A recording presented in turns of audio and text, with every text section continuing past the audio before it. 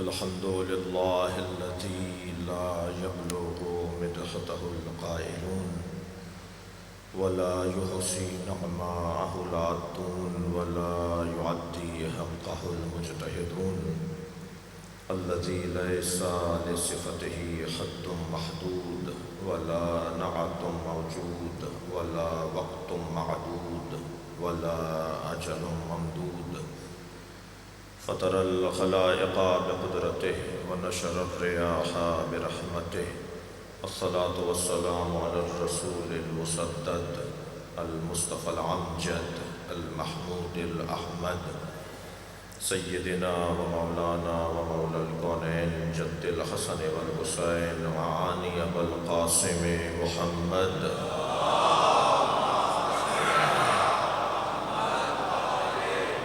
وآله الطيبين الطاهرين المعصومين الذين قال الله إنما يريد الله ليذهب عنكم الرجس أهل البيت ويطهركم تطهيرا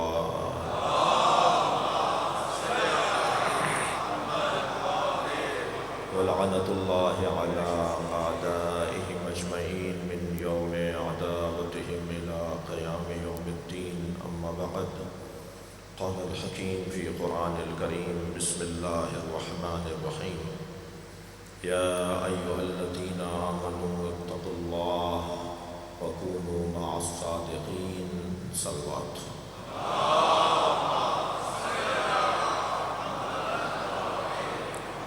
التماس ہے ایک سورہ فاتحہ 3 مرتبہ سورہ اخلاص حاضرین مجلس کے مرحومین خاص طور پر ڈاکٹر ممتاز حسن ابن مرتضی حسن رحم اللہ من قرأ الفاتحہ بسم اللہ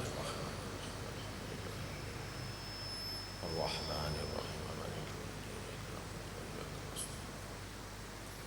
اهدنا الصراط المستقيم صراط الذين أنعمت عليهم غير المغضوب عليهم ولا الضالين بسم الله الرحمن الرحيم قل هو الله أحد الله الصمد لم يلد ولم يولد ولم يكن له كفوا أحد بسم الله الرحمن الرحيم قل هو الله أحد الله الصمد لم يلد ولم يولد ولم يكن له كفوا أحد اللهم صل على محمد وآل محمد مغفرت کے لیے صلوات کریں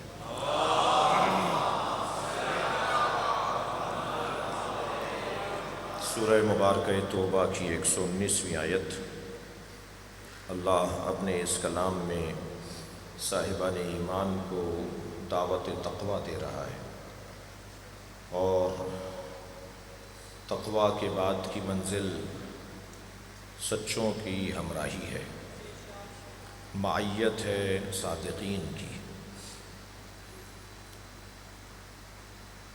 ہم سب دنیا میں نقائص لے کر آتے ہیں، فضائل لے کر نہیں آتے۔ ہم دنیا میں جاہل، کمزور، بزدل، کنجوس، غیرت سے عاری، عزت سے خالی پیدا ہوتے ہیں۔ وہ جو کمالات نفسانیہ ہیں وہ ہم میں پیدائشی طور پر نہیں ہوتی، ہمیں محتاج بنایا گیا ہے، کبھی والدین کا اور کبھی ان ہستیوں کا کہ جو وہاں سے کمالات لے کر آتے ہیں۔ معاف کیجیے گا، بطخ کا بچہ تو پیدا ہوتے ہی تیرتا ہے، بکری کا بچہ آدھا ایک گھنٹے کے بعد ہی دوڑنے لگتا ہے، مچھلی کا بچہ تیرنے لگتا ہے، مگر جو اشرف المخلوقات ہے اس کے بچے کو والدین کا محتاج بنا دیا۔ وہ 1 سال تک تو چل نہیں پاتا، 2 سال تک بول نہیں پاتا۔ صلوات پڑھ لیں محمد وعلیہ۔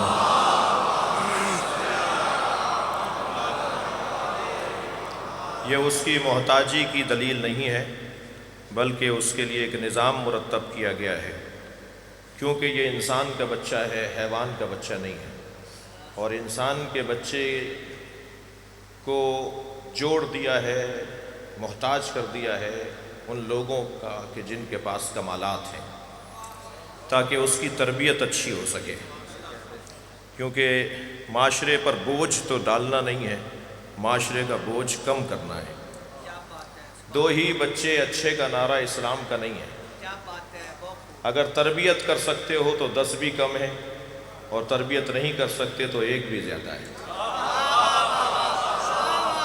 اگر 2 ہی بچے اچھے کا نعرہ اسلام کا ہوتا تو مولا علی حضرت ابو طالب کے 4تھے بیٹے ہیں، پھر ہم علی سے بھی محروم ہو جاتے ہیں۔ ہمیں اس دنیا میں نقائص کے ساتھ اس لیے بھیجا ہے تاکہ ہم محتاج ہو جائیں، اور محتاج ہوں گے تو پھر کسی سے کچھ سیکھ سکیں گے، کسی سے کچھ لے سکیں گے۔ تو ہمارے لیے 2 طرح کے مربی قرار دیے۔ ایک وہ مربی جو فطری ہیں، جو جبلت اور فطرت کے مطابق ہیں، جنہیں والدین کہا جاتا ہے۔ لہٰذا والدین کو بھی صاحب اولاد ہونے سے پہلے متوجہ کیا گیا کہ اب تمہاری گود میں کیونکہ امانت الہیہ آنی ہے تو تم اپنے آپ کو پہلے سے بہتر کر لو۔ یہ شادی تلذذ جسمی کا نام نہیں ہے، بلکہ تربیت گاہ کی تعمیر کا نام ہے۔ یہ در حقیقت 2 خاندانوں کا ملاپ اور 2 جنسوں کا تعلق کسی اور کام کے لیے رکھا گیا ہے۔ اس خاتون کی فضیلت زیادہ ہے کہ جس کے ہاں پہلے بیٹی ہوتی ہو۔ کیوں اس خاتون کی فضیلت زیادہ ہے جس کے ہاں پہلے بیٹی ہو؟ اس لیے کہ معاشرے میں جہاں بیٹے کی تربیت مشکل ہے وہاں بیٹی کی تربیت اس سے زیادہ مشکل ہے، اور لوگوں کے ذہنوں کی بھی تصحیح اور اصلاح کرنا مطلب تھا کہ زمانہ جاہلیت سے نکلو، بیٹوں کے ہونے پہ لڈو بٹنے اور بیٹی کے ہونے پہ گردنوں کا لٹکنا۔ اگر آج بھی ایسا ہو رہا ہو تو پھر کہہ دیجئے کہ ابھی زمانہ جاہلیت گیا نہیں ہے، اور اگر برعکس ہو رہا ہو کہ بیٹی کے ہونے پہ ماں باپ خوش ہو رہے ہوں اور بیٹے کے ہونے پر بھی ماں باپ بہرحال خوش ہو رہے ہوں تو سمجھیں کہ ابھی اسلام کا اثر کچھ ہو چکا ہے۔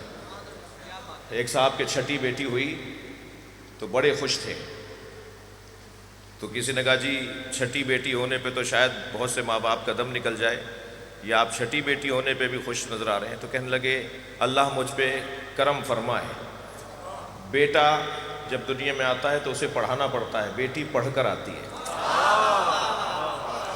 یہ جو کیفیت ہے والدین کی وہ اس لیے رکھی گئی ہے تاکہ وہ اچھا انسان بنا سکیں، اچھی تربیت کر سکیں۔ یہاں ابھی حمل ٹھہرا، وہاں تعلیمات شروع ہو گئیں کہ اب اس ماں کو یہ پڑھنا ہے، یہ نہیں کرنا ہے، یہ کھانا ہے، یہ نہیں کھانا ہے، وہاں اس جگہ جانا ہے، اس جگہ نہیں جانا۔ تو وہ آغوش نہیں ہے بلکہ تربیت گاہ ہے۔ تو بات اصلی یہ ہے کہ والدین کے ساتھ بھی اس لیے جوڑا ہے تاکہ والدین ان کا محتاج اس لیے بنایا ہے تاکہ والدین اچھی تربیت کر سکیں۔ اور جو والدین فطری ہیں، طبیعت کے مطابق ہیں، فطریات کے مطابق ہیں، ان کی ذمہ داری کتنی سنگین ہے، ائمہ کی روایات اس حوالے سے موجود ہیں۔ لیکن عزیزان گرامی، یہ فطری مسائل سے زیادہ جڑا ہوا عنوان ہے۔ پھر کچھ فضائل ایسے ہیں کہ جن کی ضرورت ہر بیدار دماغ کو ہے، یعنی کوئی یہ پسند نہیں کرے گا کہ وہ جاہل رہے، کوئی یہ پسند نہیں کرے گا کہ اس کے اندر کمزوریاں رہیں، یعنی نفسانی کمزوریاں، روحانی کمزوریاں اس کے اندر رہیں۔ تو یہ 5 کمزوریاں اللہ نے ہمیں دی ہیں تاکہ ہم ان سے جڑ جائیں جن میں یہ 5 کمالات ہیں۔ سب سے پہلی کمزوری، ہم جاہل پیدا کیے گئے ہیں، تو اس دروازے پر بٹھایا ہی اس لیے گیا ہے کہ یہ وہ گھرانہ ہے جو پیدائشی طور پہ عالم ہے۔ دوسری کمزوری، ہمیں اللہ نے سخی نہیں بنایا، ہم کنجوس پیدا ہوئے ہیں۔ ہم اپنے بچے کو ہی ذرا ٹافی دے کر واپس مانگ کر دیکھیں، یہ بچہ ہمیں واپس نہیں دے گا، پیدائشی طور پہ کنجوس ہے۔ ہم بھی ایسے ہی تھے۔ ہمیں جوڑا گیا ہے ایسے گھرانے کے ساتھ کہ جو اس وقت میں بھی عطا کرتے ہیں جب ان کے پاس نہیں ہوتا۔ قرآن مجید میں اس گھرانے کی عظمت کے باب میں کہا والذین ينفقون فی السراء والضراء، ایک گھرانہ ایسا بھی ہے جو دارائی میں بھی عطا کرتا ہے اور ناداری میں بھی عطا کرتا ہے۔ ان کے پاس ہوتا ہے تب بھی بانٹ دیتے ہیں، ان کے پاس نہیں ہوتا تب بھی دے دیتے ہیں۔ ایک جوان مجھ سے پوچھنے لگا مولانا یہ کیسے ممکن ہے، پیسے نہیں ہوں گے تو کیسے دیں گے؟ پیسے ہوں گے تو ہم سخی ہوں گے۔ میں نے کہا نہیں، تم سخی ہوتے تو تمہارے پاس پیسہ ہوتا۔ سخاوت سے پیسے کا کوئی تعلق نہیں ہے۔ تو یہ گھرانہ سخی پیدائشی سخی گھرانہ، پیدائشی شجاع گھرانہ، دنیا میں آئے ہیں تو شجاعت لے کر آئے. یہ گھرانہ پیدائشی طور پر غیرت لے کر آیا ہے، کسی اور کی گود میں نہیں پلتے. یہ گھرانہ پیدائشی طور پر عزت والا گھرانہ ہے. یہ اپنی گردن کٹوا دیتے ہیں مگر بیعت کے لیے ہاتھ نہیں بڑھاتے. صلوات پڑھیں محمد، صلوات پڑھیں گے محمد و آل محمد. اس سے بلند اور بہتر صلوات نبی کی ذات میں.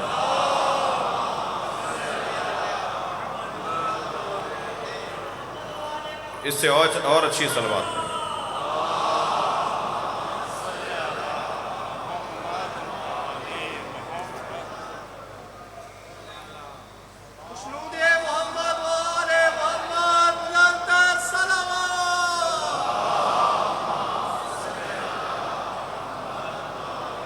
آپ اس سے اچھی صلوات پڑھ سکتے ہیں.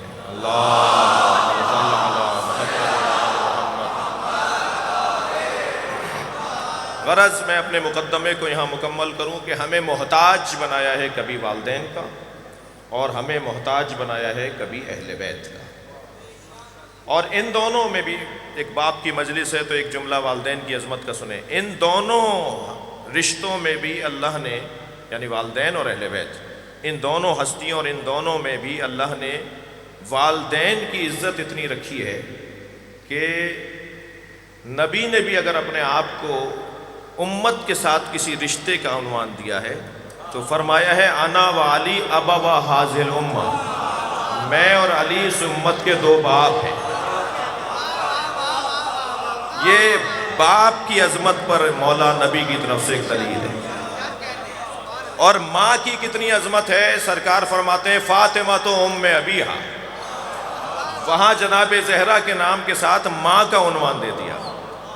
تو یہ عظمت والدین، امت کا باپ، امت کی ماں.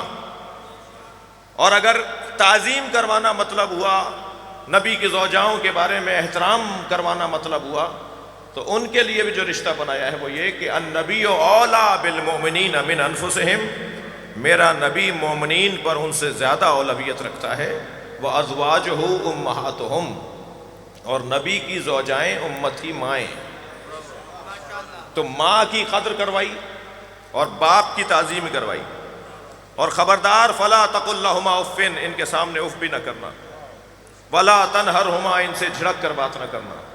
وَقُلْ لَهُمَا قَوْلًا كَرِيمًا، اور جب بھی بولو تو ان سے میٹھے لہجے میں بات کرنا. وَاخْفِضْ لَهُمَا جَنَاحَ الذُّلِّ مِنَ الرَّحْمَةِ، اور جب ان کے سامنے حاضری دو تو اپنے شانوں کو ایسے جھکاؤ جیسے کوئی نوکر اپنے مالک کے سامنے کھڑا ہے. وَقُلْ رَبِّ ارْحَمْهُمَا كَمَا رَبَّيَانِي صَغِيرًا، اور اللہ کی بارگاہ میں بھی جب ان کے بارے میں سوچ کر ہاتھ اٹھاؤ تو پھر اللہ سے یہ کہنا کہ یا اللہ ان دونوں پر ایسے رحم کر جیسے بچپنے میں ان دونوں نے مجھ پہ رحم کیا ہے. وہ جذبہ، وہ والدین کے ساتھ تعلق کو گہرا کرنا. اب آپ دیکھیے اللہ نے، کیونکہ باپ کی مجلس ہے تو چند جملے اس عنوان سے آپ سنیں گے. اللہ نے ازواج رسول کو امت کی ماں قرار دیا ہے. مجلس میں سنی بھائی بھی بیٹھے ہیں، شیعہ برادری بھی بیٹھی ہے، اور یہ ویسے ہی ذکر یہ ہماری ملکیت تو ہے نہیں، یہ اہل بیت کا ذکر ہماری ملکیت تو ہے نہیں، اور اس ذکر میں ہر اہل دل آ کر بیٹھ سکتا ہے اور بیدار دماغ آ کے بیٹھ سکتا ہے. اور اس میں کوئی کسی پر دروازے پہ پوچھنے کا حق نہیں ہے کہ تم شیعہ ہو یا سنی ہو. یہ سب کے لیے عمومی ایک عنوان ہے، اور ہم جتنا اس کو عمومی کرتے چلے جائیں گے اتنا ہی اہل بیت کے فضائل عام ہوتے چلے جائیں گے. جس گھڑے سے آپ پانی پیتے ہیں اس کا ذائقہ کسی اور کو بھی تو چکھائیے. صلوات پیجئے ذرا، پڑھیے محمد و آل محمد کا.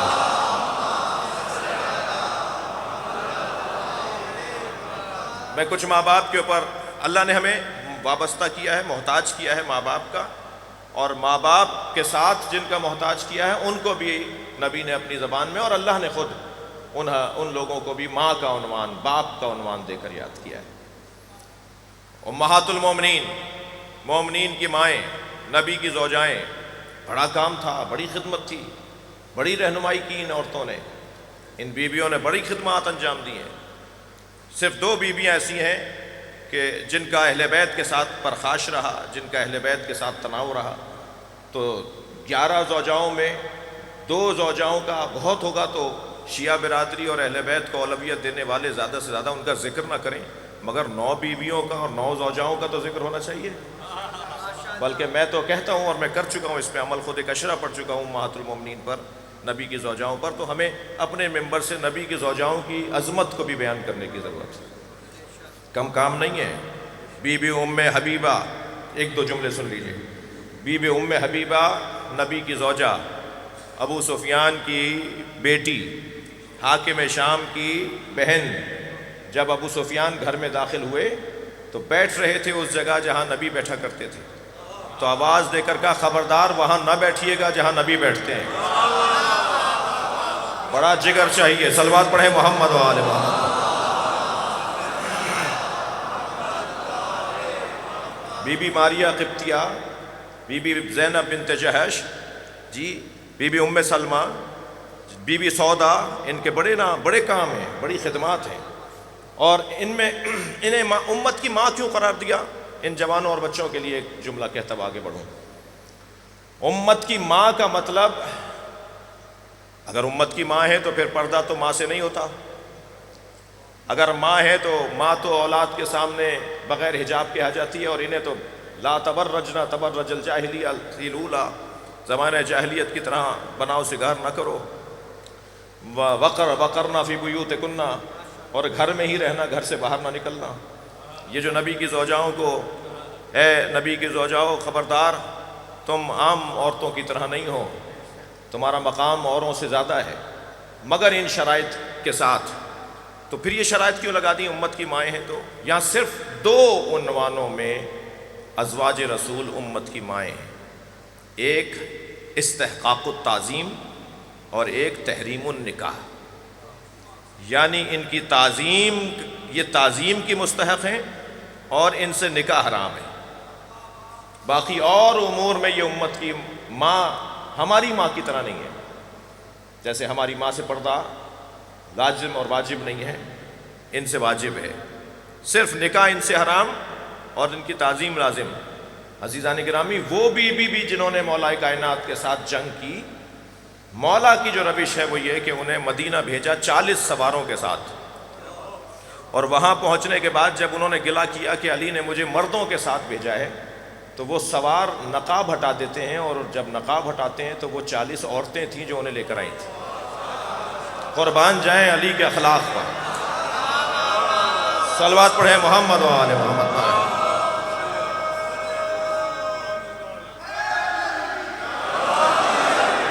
تو ایک تو پیغام یہ کہ ماں اور باپ کے ساتھ اللہ نے ہمیں محتاج قرار دیا ہے۔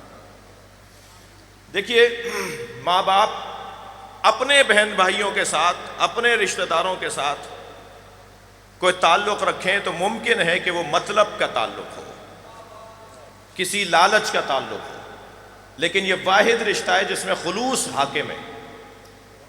ماں باپ اپنے بچوں کے ساتھ اس لیے اچھا برتاؤ نہیں کرتے کہ بچے سے کچھ رقم ملے گی، کچھ پیسہ ملے گا، کوئی مکان ملے گا، بغیر لالچ کی محبت ہوتی ہے، اور جہاں بھی مطلب ختم ہو جائے اور خلوص آ جائے وہاں دعائیں قبول ہوا کرتی ہیں، وہاں برکتیں اور روحانیتیں آنا شروع ہو جاتی ہیں، کیونکہ ان کا کوئی مطلب نہیں ہوتا، بلکہ بعض اوقات تو قصہ عجیب نظر آتا ہے کہ جو کماؤ کود بچہ ہوتا ہے اس کے ساتھ اچھا برتاؤ شاید اتنا اچھا نہ ہو جتنا اس بچے کے ساتھ اچھا برتاؤ ہوتا ہے جو بچہ کما نہیں رہا۔ بھئی یہ تو آپ کو پیسہ لا کے دے رہے ہیں، آپ کا اس کے ساتھ وہ رویہ نہیں ہے جو اس کے ساتھ ہے کہ جو کچھ کر نہیں رہا۔ تو جواب آتا ہے کہ یہ پریشان ہے، یہ محتاج ہے، یہ مشکل میں ہے، اس لیے ہمارا اس سے پیار بھی زیادہ ہے۔ معمولی بات نہیں ہے کہ اللہ نے ان کے انداز تربیت کو اپنی ربوبیت کے انداز سے مشابہ قرار دیا ہے۔ ان کی عظمت کے باب میں یہ بہت بڑا باب ہے۔ کما ربیانی صغیرا، جیسے بچپنے میں یا اللہ رب ارحمہما، ان پر ایسے رحم کر جیسے بچپنے میں ان دونوں نے مجھ پہ رحم کیا۔ یہ جو اپنی تربیت کا عکس قرار دیا ہے والدین کو، یہ ان کی عظمت کا بہت عمدہ عنوان ہے۔ مثلا ماں باپ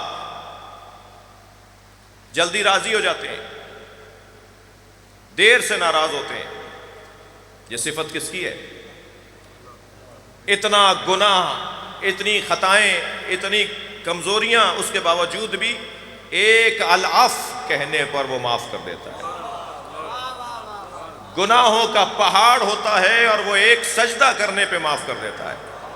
لہٰذا مولا کائنات فرماتے ہیں یا سریع الرضا، اے جلدی راضی ہو جانے والے اللہ۔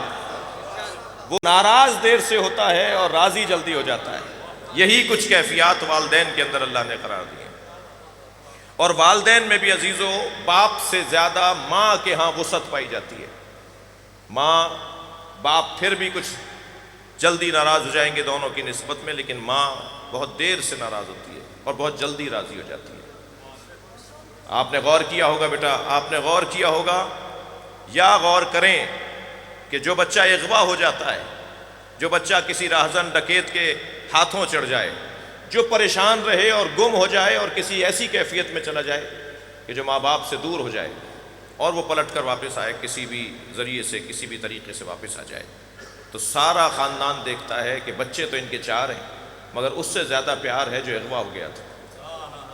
اور پوچھا بھی جاتا ہے کہ آپ کا تو یہ بھی بیٹا ہے، مگر آپ اس کا یہ گم ہو گیا تھا، یہ مجھ سے چھن گیا تھا، یہ میری آنکھوں سے اوجھل ہو گیا تھا۔ اب سمجھ میں آتا ہے کہ اللہ ان اللہ یحب التوابین کا مطلب کیا ہے۔ اللہ توبہ کرنے والوں سے پیار کرتا ہے۔ اللہ توبہ کرنے والوں سے پیار اس لیے کرتا ہے کہ یہ اغوا ہو کر وادی شیطان میں چلا گیا تھا، یہ واپس لوٹ کر آیا ہے تو اللہ کو اس سے زیادہ پیار ہو گیا۔ وہی عادات، وہ مسل قرار دیا ہے اللہ نے اپنی تربیت کا۔ عزیزو، ہمیں محتاج قرار دیا والدین کا، اور چونکہ اولا اول محنت کرنے والے وہ ہیں، پہلے انہوں نے خدمت کی ہے، بعد میں ہمیں موقع مل سکتا ہے، ہو سکتا ہے کہ ملے کہ ہم ان کی خدمت کریں، لیکن اگر موقع نہیں ملا تو یہ بہت بڑی محرومی ہوگی۔ لہٰذا بڑھاپے میں کہا کہ ان کا خیال رکھنا۔ اور ایک شخص اگر ماں باپ کے لیے اپنا سب کچھ قربان کر دے اور اس کے ذہن میں یہ بال برابر بھی خیال آ جائے کہ میں نے تو حق ادا کر دیا، تو معصوم یہ جواب دیتے ہوئے نظر آتے ہیں کہ تمہارا حق ادا کرنا اور ان کی خدمت کرنا، ان کے کام تمہارا کام آنا، تمہارے کام آنا، اس میں ایسا ہی فرق ہے کہ جیسے تشبیہ استعمال کی معصوم نے، مجھے جواب دو، اپنے چاہنے والے سے کہا مجھے جواب دو، جب تم بوڑھے ماں باپ کے، تم اپنے ماں باپ کی خدمت کر رہے ہوتے ہو تو کیا جذبہ ہوتا ہے؟ کیا یہ خیال تمہارے ذہن میں بار بار آتا ہے کہ بوڑھے ہو گئے ہیں، اب یہ مر جائیں گے، کچھ عرصے بعد چلے جائیں گے، جتنی خدمت ہے کر لو، جتنی خدمت کر سکتے ہو کر لو؟ تم یہ سوچ کر خدمت کر رہے ہوتے ہو۔ یہی فرق ہے تم میں اور ان میں۔ تم ان کے مرنے کی تمنا کے ساتھ خدمت کرتے ہو، وہ تمہاری زندگی کی تمنا کے ساتھ خدمت کرتے ہو۔ وہ اس تمنا کے ساتھ کہ میرا بچہ ابھی جوان ہوگا۔ صلوات پڑھ لیں ذرا محمد و آل محمد۔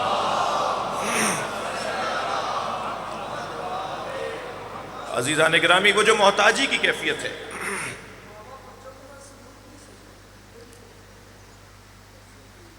ایک صلوات عطیہ کریں گے محمد،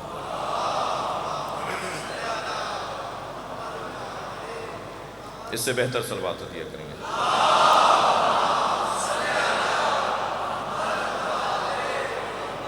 وہ جو محتاج ہمیں قرار دیا ہے نا، وہ ہماری مصلحت ہے، ہمارے فائدے میں ہے، ہمارے مفاد میں ہے، اور وہ پابندیاں، وہ سختیاں، وہ کسی طور بھی اللہ کی نظام میں ظلم و زیادتی نہیں ہے۔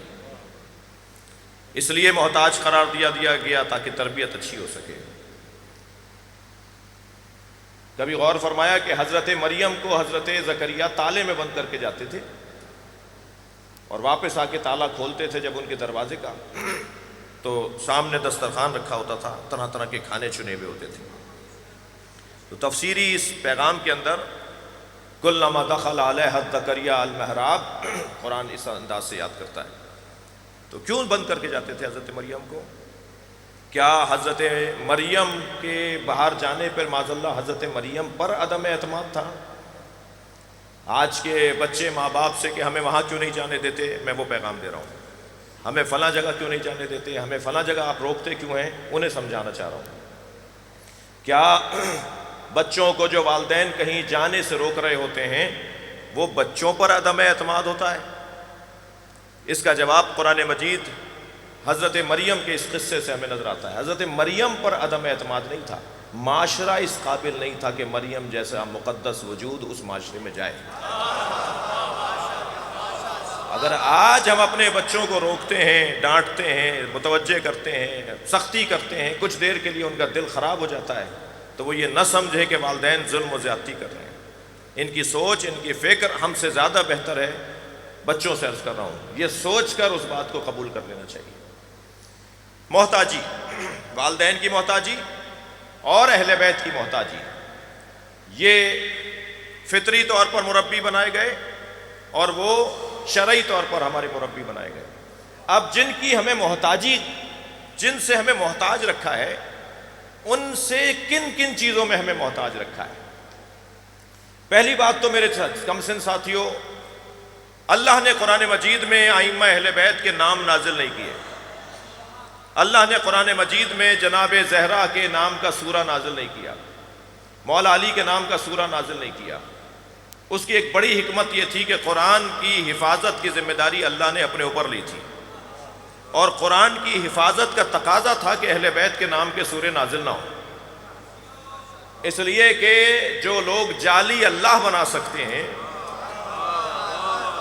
وہ جعلی کلام بناتے اور کہتے کہ یہ سورہ اگر ان کے لیے آیا ہے تو وہ سورہ ان کے لیے آیا ہے، اور قرآن کی حفاظت کو گزند پہنچتا۔ اللہ نے یہ جھگڑا ہی مٹا دیا کہ میں علی کا نام نازل نہیں کروں گا، علی کا کام نازل کروں گا۔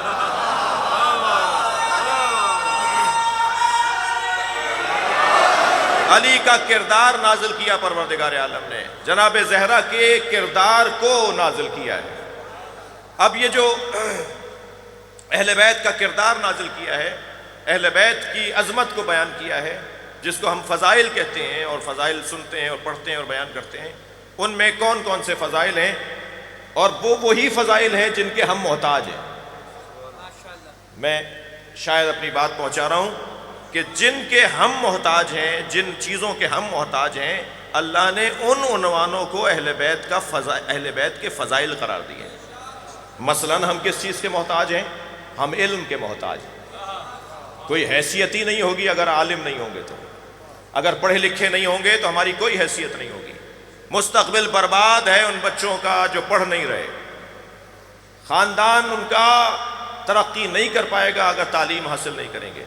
علم ایک عنوان احتیاج ہے بشریت کے لیے۔ اللہ نے فوراً اعلان کر دیا، فَاسْأَلُوا أَهْلَ الذِّكْرِ إِن كُنتُمْ لَا تَعْلَمُونَ، پوچھو اہل ذکر سے اگر تم نہیں جانتے ہو۔ کچھ دیر کے لیے میرے ساتھی میرا ساتھ دیں گے کہ یہاں اہل ذکر سے مراد، پوچھو اس سے مراد ہمارے علاقے کا عالم دین نہیں ہے، ہمارے زمانے کا مفتی نہیں ہے، ہمارے زمانے کا مجتہد نہیں ہے۔ اہل ذکر سے مراد علماء نہیں ہے، علماء نہیں ہے، اہل ذکر سے مراد ائمہ ہیں۔ دلیل بہت روشن ہے، کیونکہ یہاں مطلق کہا گیا ہے پوچھو، تو بس پوچھو میں جتنی وسعت ہے اتنا ہی جس سے پوچھا جا رہا ہے اس کے علم میں وسعت ہونی چاہیے۔ اگر کسی مرحلے پر آ کر ہمارا بڑے سے بڑا مجتہد اعظم یہ لکھتا ہو کہ واللہ عالم، مجھے نہیں پتا کہ اس کے بعد کیا ہے، تو پھر وہ اہل ذکر نہیں ہو سکتا۔ اہل ذکر تو وہ ہو سکتا ہے کہ جس کے لیے کہا تھا پوچھو اور وہ کہے کہ پوچھو۔ سلونی سلونی، صلوات پڑھے محمد و آل محمد۔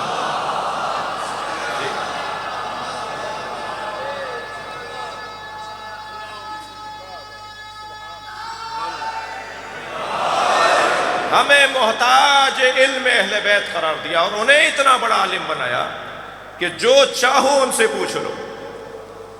کوئی ایسا علم نہیں ہے کہ جو اہل بیت کو نہ معلوم ہو۔ علمنی رسول اللہ الف باب، نبی کے بارے میں مولا علی، رسول اللہ نے مجھے 1000 علوم عطا کیے اور میں نے 1000 علوم سے 1000 علوم کھولے۔ تو 1000 کو 1000 سے جمع نہیں کریں گے، 1000 کو 1000 سے ضرب دیں گے۔ تو جتنے علوم علی نے پھیلائے ہیں ان کے تو ہمیں نام نہیں پتا۔ آج دنیا کی کامیاب یونیورسٹیوں میں 70-72 سے زیادہ علوم نہیں پڑھائے جاتے، اور علی ہزاروں علوم کے عالم ہیں۔ وہ جب ان کا آخری بیٹا آئے گا نا تو اس وقت پورے معاشرے کو پتہ چلے گا کہ علوم اہل بیت کی عظمت کیا ہے۔ تو اب وہ عالم کے جو ہر بات کا جواب دے سکے، وہ صرف اور صرف اگر کوئی ہے تو وہ اہل بیت کا گھرانہ ہے۔ جی، علم ہماری ضرورت تھی، اہل بیت کو اس فضیلت کے ساتھ اللہ نے اس دنیا میں منتقل کیا۔ دوسری ہماری کیا ضرورت ہے؟ دوسری ہماری ضرورت ہے قرب الہی۔ ہم سب کو پیدا کیا گیا ہے، وما خلقت الجن والانس الا لیعبدون، جن اور انس کو پیدا کیا گیا ہے کہ وہ اللہ کی عبادت کریں، اور عبادت ممکن ہی نہیں ہے جب تک کہ معرفت الہی نہ ہو۔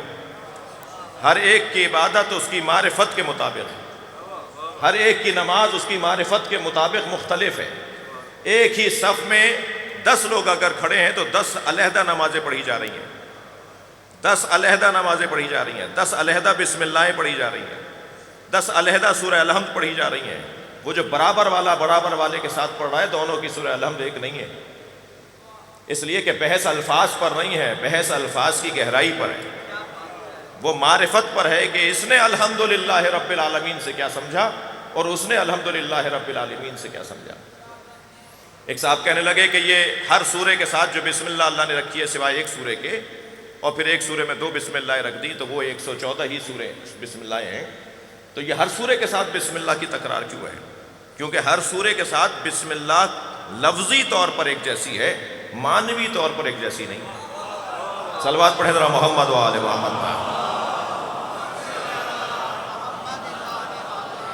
تو ہمیں محتاج کیا، ہم محتاج ہیں اس بات کے کہ اللہ کا قرب حاصل کریں۔ اللہ کا قرب حاصل کر ہی نہیں سکتا کوئی شخص جب تک کہ ان سے قریب نہ ہو جائے جن کا قریب ہونا مسلم ہے۔ کون ہے جن کا قریب ہونا مسلم ہے؟ کون ہے جن کا قریب ہونا مسلم ہے؟ یہاں پروردگار عالم ارشاد فرما رہا ہے، یا ایھا الذین آمنوا اتقوا اللہ وابتغوا الیہ الوسیلہ، اے صاحبان ایمان تقوی پروردگار اختیار کرو اور وسیلہ ڈھونڈو جو تمہیں اللہ تک پہنچا دے۔ اب ہمیں کچھ ہستیاں ایسی دیکھنی ہیں جن کا اللہ سے قرب مسلم ہے، طے ہے کہ اللہ سے ان کا قرب ہے۔ لہٰذا جب سیدہ مصلی پر کھڑی ہوتی ہیں تو اللہ عرشی فرشتوں سے کہتا ہے زمین کی طرف دیکھو تمہیں کچھ نظر آیا؟ تو عرشی فرشتے کہتے ہیں یا اللہ جیسے زمین والے آسمان پہ چاند دیکھتے ہیں، ہم عرش والے زمین پر فاطمہ کو دیکھ رہے ہیں۔ کہ یہ میری کنیز خاص ہے، جب یہ مصلی پہ کھڑی ہوتی ہے تو میں غرور کرتا ہوں۔ خوشنودیے جناب سیدہ سلام اللہ علیہا، بلند تر صلوات۔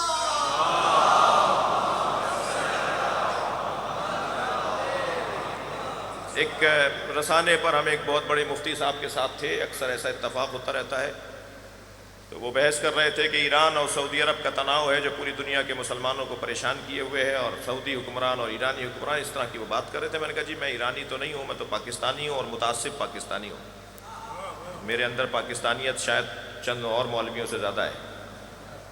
تو میں نے ان سے کہا کہ مگر آپ انصاف سے کام لیں، قرآن میں تعظیم و تکریم کا کوئی قاعدہ بیان کیا ہے؟ قرآن نے کہا ہے ان اکرمکم عند اللہ اتقاکم، جو تم میں زیادہ متقی ہو، یعنی زیادہ قرب الہی رکھتا ہو، زیادہ خوف خدا رکھتا ہو، زیادہ عبادت گزار ہو، وہ دوسروں سے زیادہ مکرم ہے، یعنی مکرم وہ ہے جو متقی ہو۔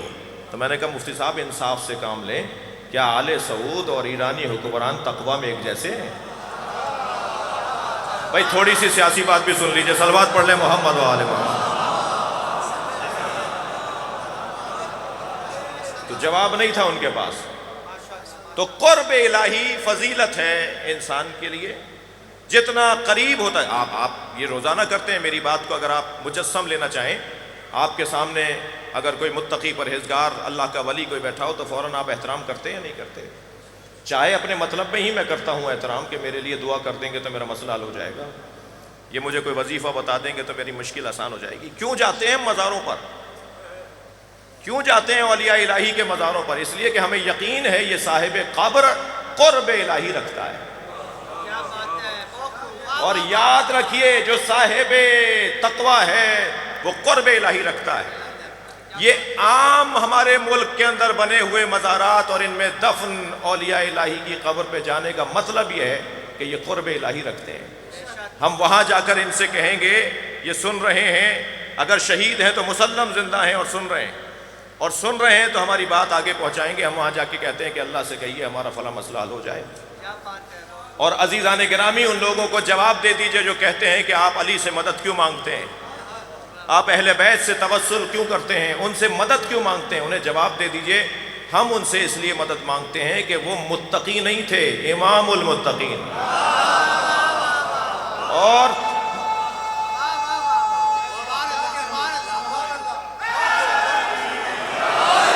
اور متقین کے لیے قرآن مجید نے ایک صفت لکھی ہے جی، پہلے ہی صفحے پہ قرآن کی پہلے ہی صفحے کے اوپر ارشاد الف لام میم ذالک الکتاب لا ریب فیہ. کیا ھدی للمتقین، یہ کتاب جس میں کوئی ریب نہیں ہے وہ متقین کی ہدایت کے لیے. اور متقی کی صفت کیا ہے؟ یؤمنون بالغیب. متقی کی پہلی صفت یہ ہے کہ وہ غیب پر ایمان رکھتا ہے. اور متقی کی تیسری صفت یہ ہے کہ وہ مما رزقناہم ینفقون، ہم اسے دیتے ہیں اور وہ بانٹ دیتا ہے. تو عام متقی کو اللہ دیتا ہے اور وہ بانٹ دیتا ہے. تو جو ان متقیوں کو نصاب تقوی لکھ کر دے گیا اسے علی کہا جاتا ہے. تو ہم مولا علی سے اس لیے مانگنے میں مطمئن ہیں کہ اللہ علی کو دیتا ہے اور علی بانٹ دیتا ہے. اور جب مجھے پتا ہے کہ کہاں سے ملے گا، اللہ کس ذریعے، صلوات پڑھے ذرا محمد و آل محمد.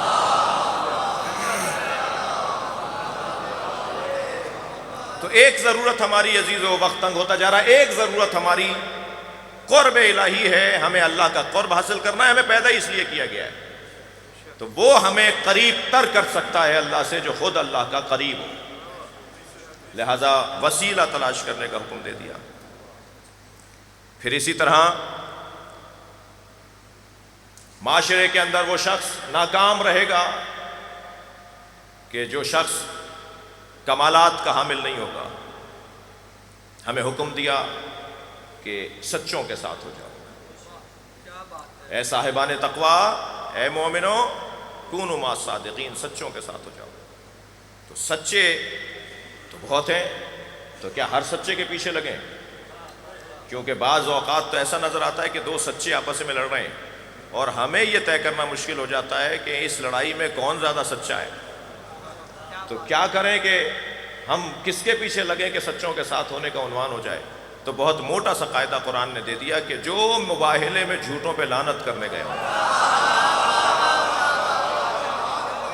وہ اس معیار کے سچے ہیں کہ ان کے ساتھ لگنے کا اللہ حکم دے رہا ہے. تو آپ اہل بیت کے فضائل دیکھتے چلے جائیے. طہارت، یہ سارے عنوانات وہ ہیں جو ہماری ضرورتیں تھیں، ہماری ضرورتیں تھیں.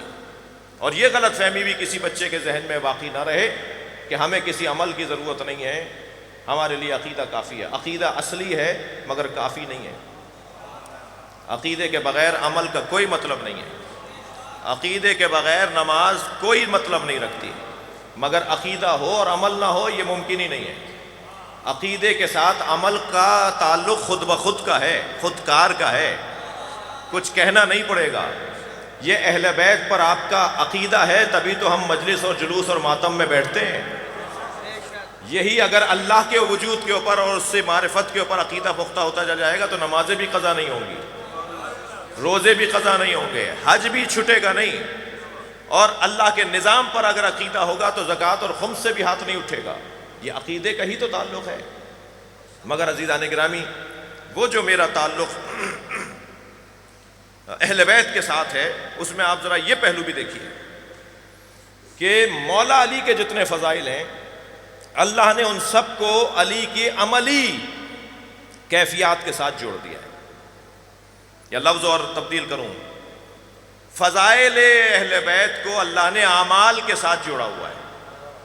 مثلا ہمیں من کنت مولا فہذا علی مولا کا پیغام کہاں سے ملا؟ غدیر کا کیا مطلب ہے؟ یہ سارے حاجی ہیں، حج کر کے آئے ہیں۔ اللہ نے ولایت علی کا اعلان حاجیوں میں کروایا ہے، تو کیسے ممکن ہے کہ علی کی ولایت کو مانے اور حج کو نہ مانے؟ صلوات پڑھیں ذرا محمد و آل محمد۔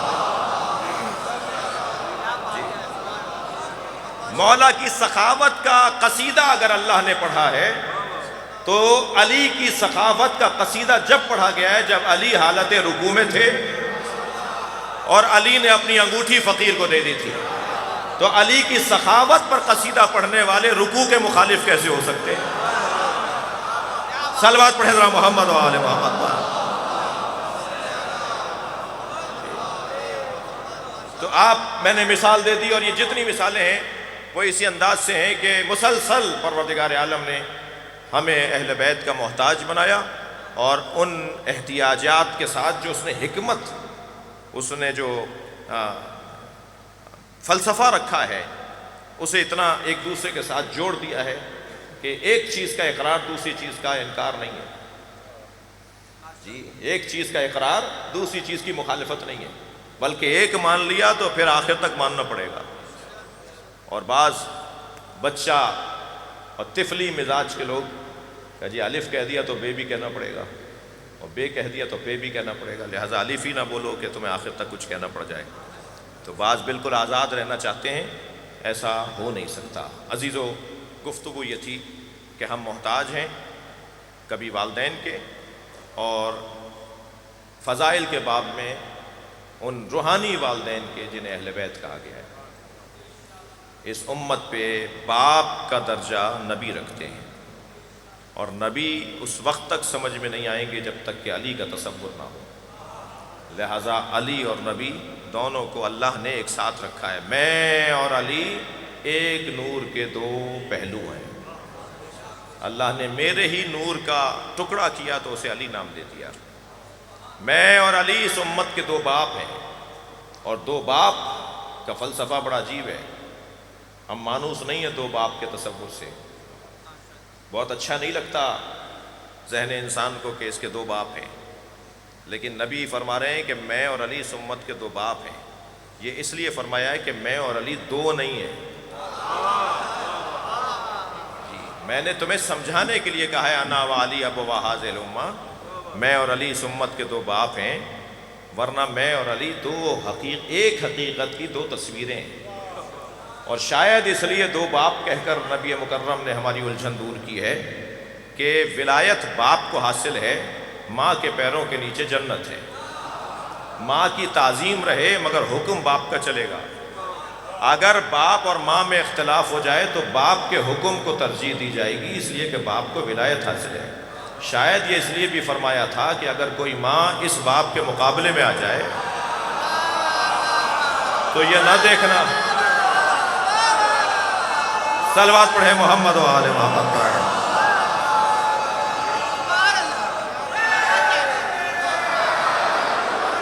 یہ نہ دیکھنا کہ ماں کیا کہہ رہی ہے، بلکہ یہ دیکھنا کہ تمہارا باپ علی کیا کہہ رہا ہے۔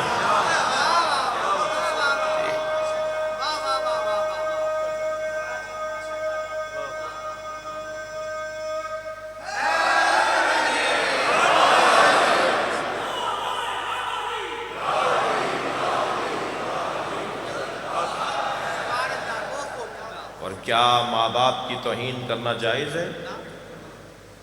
کیا ماں باپ کی بے احترامی اور بے ادبی روا ہے؟ اعمال حبط ہو جاتے ہیں جو ماں باپ سے اونچی آواز میں بات کرتے ہو، اعمال ضائع ہو جاتے ہیں والدین کی توہین کرنے والوں کے لیے۔ موت تکلیف سے اور اذیت سے ہوتی ہے جس کی ماں ناراض ہو۔ دم نہیں نکل رہا تھا ایک شخص کا، سرکار اس کے سرہانے پہنچے، اذیت میں تھا، شدید اذیت میں تھا، سارا ماحول دعا کر رہا تھا یا اللہ اس پہ رحم کر، اس کا دم نکل جائے۔ سرکار نے دیکھ کر فرمایا کیا اس کی ماں اس سے ناراض ہے؟ کہا ہاں یا رسول اللہ، اس کی ماں اس سے بات نہیں کرتی، اتنی شدید ناراض ہے۔ فرمایا مجھے اس سے ملواؤ۔ ماں کو بلایا گیا، نبی نے فرمایا میں اپنے حق کا واسطہ دیتا ہوں، اسے معاف کر دو۔ اس ماں نے یہاں معاف کیا، وہاں اس کا دم نکل گیا۔ ماں باپ کو اذیت پہنچانے والے جوانوں کی تعداد مجلس میں خاصی ہے، خبردار اگر اب تک کوئی بے ادبی ہوئی ہو کسی بھائی سے تو اس مجلس کے بعد ہی صحیح، دور ہیں تو فون کر لیجئے، قریب ہیں تو جا کر مل لیجئے، جتنا ان کو خوش کیا جائے گا اتنا اللہ خوش ہوگا۔ ماں باپ ہمیں اہل بیت سے آشنا کرتے ہیں، ہمیں خدا سے آشنا کرتے ہیں۔ ماں باپ کے آگے اونچی آواز میں بات کرنا جائز نہیں ہے، تو کیا ماں کا دروازہ جلایا جائے، باپ پر تلوار اٹھائی جائے گی، باپ کے گھروں کو آگ لگائی جائے گی؟ یہ شاید اس وجہ سے بھی سرکار نے مولا علی کو اور جناب زہرا کو امت کا باپ اور امت کی ماں قرار دیا کہ کچھ نہ صحیح اسی رشتے سے احترام کر لیتے کہ ان کا حق تمہاری گردن پر ماں باپ جیسا ہے۔ ایک باپ کی مجلس سے ترہیم ہے، چلیے کربلا چلیے۔ ایک باپ کی میت پہ بیٹا آ رہا ہے۔ میں ڈاکٹر صاحب مرحوم کے فرزند سے کہوں گا کہ یقیناً جنازے میں عزیز و اقارب کی شرکت بھرپور تھی، سویم میں اور آج مجلس میں، اور مسلسل تعزیتوں کا سلسلہ ہے۔ میں بھی ان کی بچیوں سے ملا، دکھی ہیں، اللہ انہیں صبر عطا فرمائے۔ لیکن میرا سوال ان بچوں سے یہ ہے کہ آپ کے ساتھ تو اتنا پرسہ دینے والے لوگوں کی تعداد موجود رہی، کسی نے جناب سکینہ کو پرسہ نہیں دیا۔ اتنی تنہائی تھی اہل بیت، اجرکم اللہ، اجرکم اللہ، آپ کی آوازیں بلند ہیں۔ اتنی تنہائی تھی اہل بیت کی کہ کسی انسان نے تو آ کر جناب سکینہ کو پرسہ نہیں دیا، مگر ذوالجناح نے آ کر پرسہ دیا۔ بیٹیوں کا باپ سے کتنا گہرا تعلق ہے، باپ بھی بیٹیوں سے زیادہ پیار کرتے ہیں اور بیٹیاں بھی باپ سے زیادہ لپٹتی ہیں۔ میں نے مقتل کربلا میں دیکھا، ذوالجناح خبر شہادت پہنچانے کے لیے آیا تو ڈھونڈ رہا تھا کہ سکینہ کہاں ہے، اور اسی خیمے کے دروازے پہ جا کے پیر مارے اس نے زمین پر، اور ایسے پیر مار رہا تھا جیسے ماتم کر رہا ہو۔ جس خیمے کے اندر جناب سکینہ تھی، بابا کے گھوڑے کے قدموں کی آواز سن کر میں آپ سے پوچھ سکتا ہوں کتنی جلدی سے باہر آئی ہوگی؟ عجب نہیں، دوڑتی ہوئی باہر آئی ہوں جناب سکینہ، اور جب در خیمہ سے دیکھا کہ بابا کا گھوڑا تو ہے، بابا اس پر نہیں ہے، زین ڈھلکی ہوئی ہے، رکابیں کٹی ہوئی ہیں، گھوڑا زخمی نظر آ رہا ہے، تو انتہائی وقار کے ساتھ جناب سکینہ نے قدم اٹھائے۔ اللہ اکبر، سمجھداریاں قربان ہوں جناب سکینہ پر، انتہائی وقار کے ساتھ قدم اٹھائے، گھوڑے کے قریب جا کے کھڑی ہوئی۔ گھوڑا شرمندگی کے مارے گردن لٹکائے کھڑا تھا۔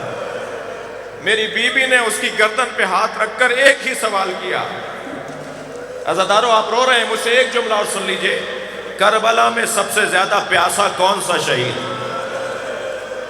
کربلا میں کیا حضرت عباس سب سے زیادہ پیاسے تھے؟ حضرت علی اکبر سب سے زیادہ پیاسے تھے؟ کربلا میں سب سے زیادہ پیاسے حسین، اور حسین کی پیاس کی تکلیف حسین کے گھر والوں کو تھی۔ میں ایک اور جملہ کہوں تاکہ میری بات اور روشن ہو جائے، امام حسین کا مزاج کا حصہ تھا کہ آپ کو پیاس بہت لگتی تھی۔ جناب زہرا نے بھی وصیتیں جو فرمائی تھی ان میں فرمایا تھا میرے حسین کو پیاس بہت لگتی ہے۔ سارے گھر والے جانتے تھے کہ حسین کو بار بار پانی چاہیے، جس کے بدن کی ساخت ایسی ہو کہ اسے پانی کی ضرورت زیادہ رہتی ہو، وہ کربلا میں سب سے آخر میں شہید ہو رہا ہے۔ وہ کربلا میں سب سے بڑا امتحان امام حسین کا بدن کے اعتبار سے امام کے پیاس کی کیفیت ہے، اور یہ تکلیف اہل بیت کو اتنی ہے، یہ تکلیف اہل بیت کو اتنی ہے کہ جب حضرت علی اکبر کو کہا نا کہ اپنی زبان میرے دہن میں دے دو، تو کچھ دیر کے لیے زبان دہن میں دے کر پیچھے ہٹے اور کہا بابا آپ تو مجھ سے زیادہ پیاسے ہیں۔ تو تسلی ہو گئی نا علی اکبر کو کہ جسے زیادہ پانی چاہیے وہ تو مجھ سے زیادہ پیاسا ہے۔ اور جناب امام سجاد نے قبر امام حسین پر یہ نہیں لکھا ہذا قبر الحسین الذی قتلوا مظلوما، یہ اس کی قبر ہے جسے مظلوم مارا گیا، یہ اس کی قبر ہے جسے غریب مارا گیا، یہ نہیں لکھا۔ کیا لکھا؟ ھذا قبر الحسین الذی قتلوا عطشانا، یہ اس کی قبر ہے جسے پیاسا مارا گیا۔ اجرکم اللہ، اجرکم اللہ۔ مجلس مکمل کر رہا ہوں، آپ نے گریہ کر لیا۔ اب جب گھوڑے نے آ کر خیمے کے باہر کھڑے ہو کر اپنے پیروں سے جناب سکینہ کو احساس دلایا، باہر آ کر گھوڑے کی گردن پہ ہاتھ رکھا، بس ایک ہی سوال کیا، یا جواد ابی هل سقیا ابی ام قتل عطشانا، مجھے بس اتنا بتا دے بابا کو پانی پلا کر مارا یا میرے بابا کو پیاسا مار دیا؟ حسین کربلا کے میدان میں پیاسے مارے گئے۔ اللہ لعنت اللہ علی قوم الظالمین، یا اللہ ان آوازوں پر رحمت نازل فرما، رونے والوں کی توفیقات میں اضافہ فرما، مرحوم و مغفور کے درجات کو بلند فرما، ان کی کوتاہیوں سے درگزر فرما، انہیں اعلیٰ علیین میں مقام عطا فرما، جنت الفردوس میں جگہ عطا فرما، پسماندگان کو صبر عطا فرما، کار خیر کی توفیق عطا فرما، امام زمانہ کے ظہور میں تاجیل فرما۔ مزید ایک سورہ فاتحہ، 3 مرتبہ سورہ اخلاص، مرحوم و مغفور ڈاکٹر ممتاز حسن